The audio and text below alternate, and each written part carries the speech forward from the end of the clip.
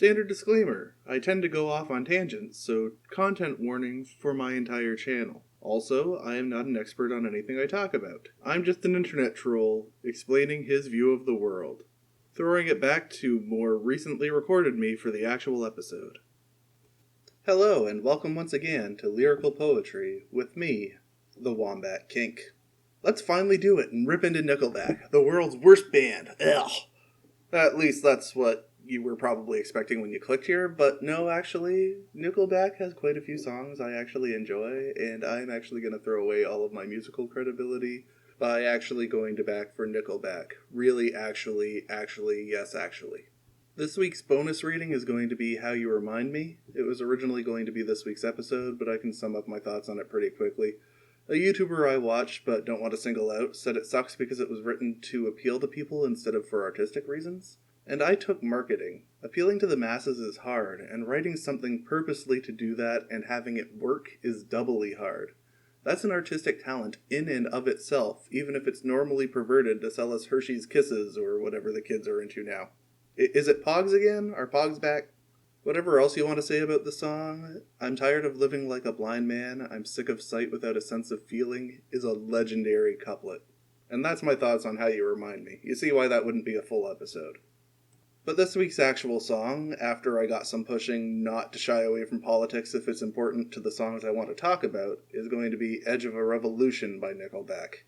The credited writers for the song are Chad Kroeger, Ryan Peake, and Mike Kroeger, but from what I can tell, the lyrics are mostly Mr. Chad himself. This was written for Nickelback's 2014 album, No Fixed Address, which also has another fantastic song, Satellite, on it. Go check that out. According to the brief bit of research I did while I was working on this episode, Edge of a Revolution was inspired by demonstrations that were taking place in Ukraine during 2013, and he saw these things as also being applicable to North American society. The song's gained some new applicability over the years, as similar demonstrations have taken off in the United States and Canada, and honestly in other places in the world too. So that's the history of the song. This is going to have a lot of my unfiltered political opinions, probably. This song sort of goes places. I actually do my analysis unscripted, but I have a feeling this one's going to be a doozy, so let's get into it. Head high, protest line, freedom scribbled on your sign. Headline, New York Times, standing on the edge of a revolution. Hey, just obey, your secret's safe with the NSA. In God we trust or the CIA, standing on the edge of a revolution. Yeah, we're standing on the edge of a revolution. No, we won't give up, we won't go away, 'cause we're not about to live in this mass delusion. No, we don't want to hear another word you say, 'cause we know you're all depending on mass confusion. No, we can't turn back, we can't turn away, 'cause it's time we all relied on the last solution. No, we won't lay down and accept this fate, 'cause we're standing on the edge of a revolution. Wall Street, common thief, when they get caught they all go free. A brand new yacht and a finder's fee. Standing on the edge of a revolution. Same shit, different day. Can't get fed if I can't get paid. We'll all be dead if the shit don't change. Standing on the edge of a revolution. Standing on the edge of a revolution. No, we won't give up. We won't go away, 'cause we're not about to live in this mass delusion.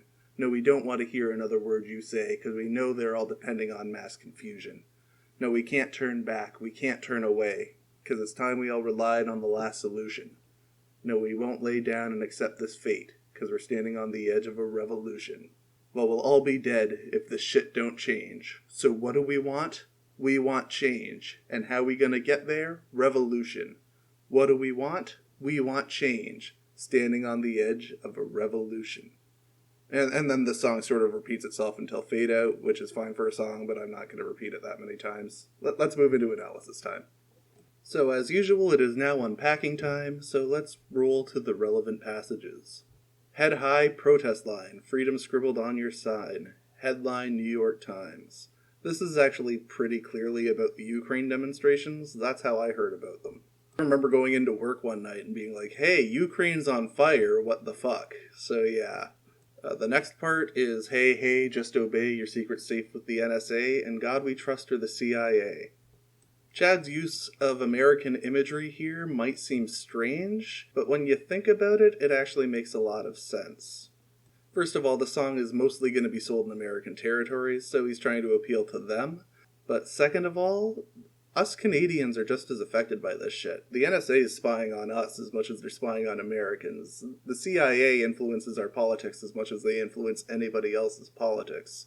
Like, they are both super corrupt and super unaccountable. The NSA is hoarding everybody's metadata for God knows what reason. And the CIA has been involved in numerous coups and just fucked up everybody else for America's national interests. And don't even get me started on the fact that they sold drugs to American citizens to fund secret wars.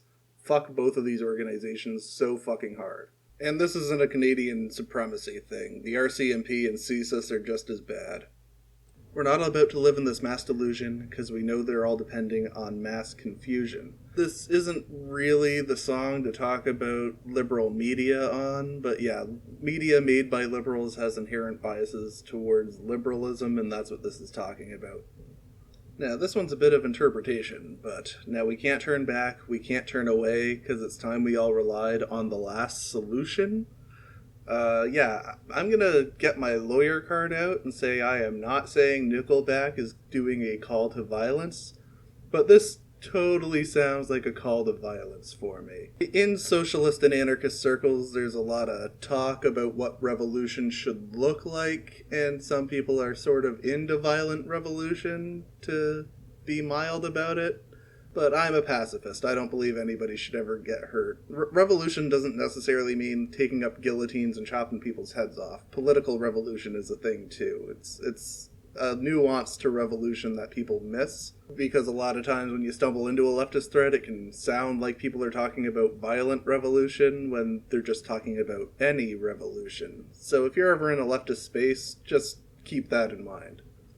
Now we're sort of into the meat and potatoes here. Wall Street common thief, when they get caught they all go free, a brand new yacht, and a finder's fee, standing on the edge of a revolution. So in 2008, a whole bunch of American firms purposely screwed over the entire world's economy to enrich themselves. Here's a trivia question for you. How many of those people went to jail?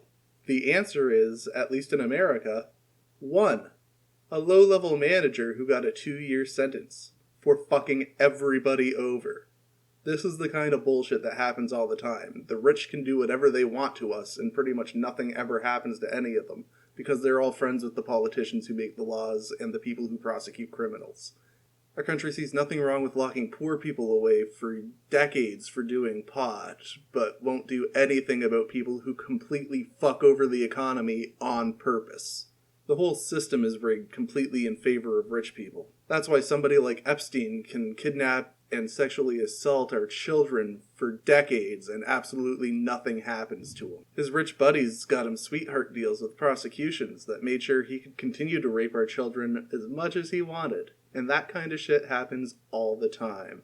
As long as the rich and cops can do whatever they want to poor people and black people without anything ever being done about it, all the demonstrations going on are going to continue. What do we want? We want change. How are we going to get there? Revolution. We'll all be dead if the shit don't change. Literally, because capitalism is killing the planet. But that's a topic for another time. Now that I've completely turned off whatever viewers I may have already had and made sure this channel will probably never grow, let's throw to the outro. You guys have a good week. I'll be back next week to piss off even more people because I'm going to be shitting on the Christmas truce of 1914. Fuck the Christmas truce. See you next time. That's the show. If you like what I do, why? Also, share, like, and subscribe. If you really like what I do, I'm still not understanding why, but you can leave me money at my Patreon, which will be linked in my description box. Remember those? That's what those are for. If you don't like what I do, make sure to down thumb this video, because it drives engagement. See you next time.